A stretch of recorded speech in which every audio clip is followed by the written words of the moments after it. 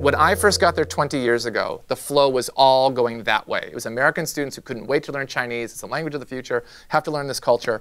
Now it's completely the opposite. And a third of international students in the US are now Chinese. And I know at my university, welcome, we'll take your check. And some of these students, I'm not exaggerating, come in and they have a kind of thuggish guy sitting with them in class who never does any work. And it turns out that he's been assigned by mom or dad to come over and kind of watch them in class, right? But it doesn't matter. The university haven't had the money, and that's great that they're coming this way. But you're right. Even though the visas have gotten so much easier, it's drying up going the other way. And one of the reasons I wrote this book, actually, is I'm shocked at how few of my students and students at Carnegie Mellon, and I just spoke at Berkeley 2 weeks ago with their safe spaces, and USC, and Columbia, how stressed American undergraduates seem to be right now. When I was a student 20 years ago, going to college was about freedom, and now it feels like it's more about safety.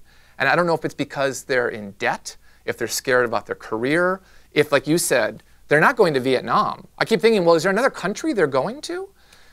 There's 120 Peace Corps volunteers now in China. That every year they come, and your son is one of them, right? So that's nice. And those demographics have changed. They have married gay couples that serve now, many more women, people of color, very different than my group. But overall, you're right, those numbers of students going to China have dropped. And I honestly don't know the reason.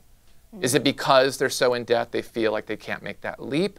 Do they feel that China's been written about and that ship has sailed? I don't know. You know, Peace Corps has just opened up in Burma, and they're opening up in Vietnam too. And I'll tell my students, like, what an opportunity you have. Not interested in going.